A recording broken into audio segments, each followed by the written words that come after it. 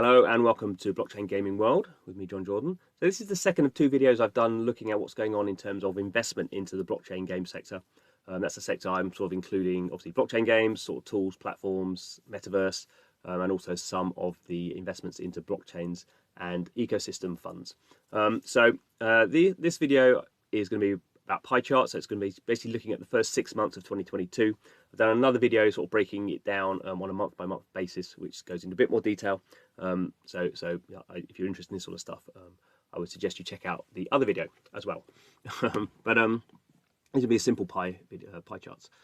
So this is looking at 2021. So this is only 4 months. This is the last 4 months of 2021. So my data is running from September 2021 to June 2022.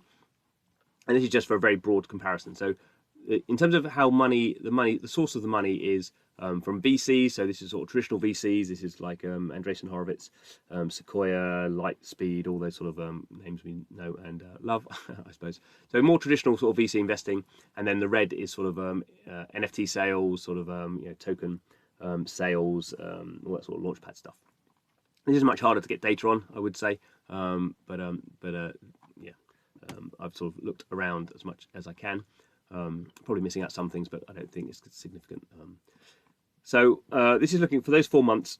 This is the amount of money raised. So 88% was basically from VCs and 12% was from the sort of crypto sort of market. For the first 6 months of 2022, actually it's broadly the same. 11% versus 89%. So in terms of looking at 2022 compared to 2021, it's been pretty much the same ratio. Tiny bit more VC stuff going on there. And I should point out 2022 has been much bigger than 2021. So in the first 6 months of 2022, we've seen like about $5.5 billion going into this, so the whole of 2021 was about 4, something like that. So already the first half of 2022 is bigger than the whole of 2021. So I just thought that was interesting, just to show doesn't seem to be much change in the ratio. So now let's look at the number of deals by stage. So stage is sort of what the venture capitalists sort of expect a company to go through. You start off raising some money, probably you sort of bootstrap it yourself. You maybe raise some money from friends and family, angel rounds, that sort of stuff. Then you might go to a pre-seed round, then a seed round. Then if you get to a company to that sort of level, you go to sort of Series A, Series B, Series C, maybe D and E. Blockchain has some other sort of things as well. So we have this idea of sort of strategic round, or sometimes people call it a venture round. That's because there's lots of in the blockchain space. There's lots of weird companies who aren't really investors but want to invest in stuff. Often that includes exchanges. So people like Binance and Coinbase have sort of VC funds, and they're sort of investing to make money, obviously, but they're also investing for other reasons. So you get these strategic rounds. Ecosystem, this is people raising money for their blockchain so they can give out to developers to encourage them to make games for their blockchain. And then we have this sort of token raises. It tends to be smaller companies, but not always. Obviously, Yuga Labs for its Other Deeds, Metaverse did this big land sale, so things like that. But also that could be small companies raising a couple of $1 million for a token sale. So those are sort of the interesting sort of blockchainy, more blockchainy native things. If you look at the first 6 months of 2022, no surprise here. We see the vast majority, 57% is seed and pre-seed funding. 12% of Series A. Obviously, we'd expect Series B. We expect the C to be much bigger, Series A to be smaller, B smaller still, C smaller still. So we sort of see those trends. But seed is massive. That's partly because it's a sort of still a fairly new sector. Loads of companies sort of coming out and announcing themselves and doing their first funding. Will be interesting to see how many of these companies sort of make it through to A round. We'd expect quite a lot of companies just to go bust or not be able to raise the money they need to do the next round. One interesting thing about blockchain sector is that some companies can go through these phases very, very quickly. So OpenSea, the marketplace, did within a year it gone from its Series A to its Series C. So just because the way blockchain crypto is, companies that have proven that they're doing really well can just basically raise whatever money they want and tend to do so fairly quickly. So a few companies sort of do that. So just to bear that in mind. Okay, so that's the number of deals. This is a percentage of number of deals. Very different when we look at the value by stage. This is how much money is going into these phases. So obviously we had a massive, majority of the previous pie chart was blue. but seed and pre-seed is only 11% of the money, so it's pretty small. So that's again what we'd expect. Seed round might be anything from $1 million to $5 million, and obviously as the rounds go up, they get bigger. So we have more. Majority-wise, we have more sort of Series A, but again, not very large amounts. In crypto, I guess because it's an emerging market, you get some of these very big sort of B and C rounds, even though there's not very many of them. So it's actually interesting where we are at the market, that it seems like the B rounds are sort of where we are seeing a lot of money flowing in. And that's because these companies, even though they may have raised seed and A rounds fairly recently, if they've proven they're making money or proven they're sort of scaling, then basically people throw money at them. And they can raise at very high valuations, or at least they could. We'll see what happens in the rest of the year.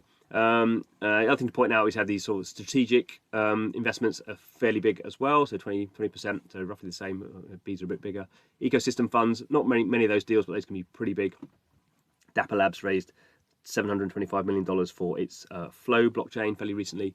And then we have, obviously this is sort of the same ratio, the sort of purely crypto stuff, 11%. So we can see a much more sort of regular breakdown, much more balanced breakdown compared to all these seed deals happening. I don't think there's any surprise there, really. Let's have a look at number of deals by the type. So the type of company involved. So again, the majority is people making blockchain games. So that's basically where in terms of the number of deals, most are people making blockchain games, and most are doing seed rounds at that stage. So that's really where the majority of the activity is happening in terms of number of deals. Community stuff happening, so mainly guilds, but other sort of wider some esports stuff as well. Metaverse, obviously one of the big sort of trends of the last 6 months. Platform stuff, obviously that's good for blockchain when you're sort of tying together multiple sort of products into a platform where maybe token flows are going to drive people to do different things. Other, which I've called tools, payments, marketplaces, anything else really. Again, fairly big. Marketplaces pretty hot at the moment. Lots of people doing sort of tools and payment systems. And then blockchain, obviously the smallest blockchain is pretty hard to do. You need a lot of capital investment. So not very big in terms of number of deals. Of course, it's all going to change when we look at the value. So deal value by type, games, actually still not too bad. So even though the majority of the deals have been sort of seed rounds into games. Games are still sort of 30%. It's still, the largest single chunk of the blockchain game sector in terms of value is games, and that's because some games have gone through their seed, their A, maybe into their B. So there is money going in there, and not in this graph actually, but in 2021 we saw So Rare raise $680 million in its for its Series B actually, but say this is for 2022, so that's not included here. But it's quite surprising actually. I'm surprised that games were so big. Community, I mean, there's lots of stuff going on in community. Tends not to be such big raises. Some of the sort of I guess some more uncertainty around what community, especially guilds, mean when we don't have any big play to earn games at the moment. I guess that will change as more sort of games come out that can sustain big audiences. Metaverse is a massive chunk here, so 16% of the money going into metaverses, because metaverses are expensive to build, take a long time, but if you have a hit metaverse, then you're going to do really well out of that. Platforms, again, very blockchain heavy. People like the idea of these sort of tokens that can bind people together into different products, and so again, no surprise there. This is maybe a bit of a surprise. I mean, most of this money is going into marketplaces. OpenSea and Magic Eden, I guess, are the big two. Maybe that's under resourced, I don't know. And blockchain, obviously, very big because blockchains are very expensive to build, but people think there's only going to be a few winners. So for VCs, that's sort of quite a good area. If you think you have found a blockchain that's going to really do well, going to be the next Ethereum, although most of them aren't clearly, but a lot of investment goes into there. So again, much more balanced sort of structure. Games the biggest, but not sort of massively bigger than some of the other ones. And finally, we'll look at deals by location. So this is sort of sometimes quite hard to find out where companies are located, but I've done my best. North America is the biggest chunk, so 40% of the deals investment goes into companies in North America. A little bit in Africa, a little bit in Australia, New Zealand. Europe actually does quite well. That's normally that A shouldn't be there because we've got Africa broken out separately. But anyway, this is sort of Europe and Middle East. bit in Latin America. So APAC I've broken out obviously India, because that's not part of APAC. Philippines and Vietnam have broken out because they're interesting in their own rights. Vietnam, obviously, where Axie Infinity developer Sky Mavis is based. So there's a lot of blockchain stuff happening in Vietnam. Philippines, sort of similarly Axie Infinity based, and YGG, the guild as well. So they, quite a lot of deals happening in those locations which you wouldn't really expect.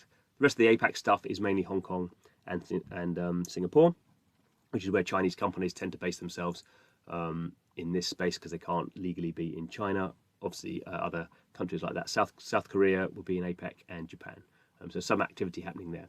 So we've got sort of APEC, Europe, and North America as the biggest sort of chunks in terms of number of deals. Again, I don't think massive surprise there. So Australia's actually doing quite well, actually, so 5% population-wise. I think they'd be pretty happy with that. There's some stuff in New Zealand actually as well. Of course, it's going to change again when we look at the value. So value, North America, pop, there we go. Vast majority of money is going into North America. Obviously, North America is Canada as well, but mainly the US. A little bit in Canada, not very much. I mean, Dapper Labs are in Canada, but most of the stuff is in the US. Africa's pretty small. Actually, Australia does pretty well. Immutable Games, main reason there.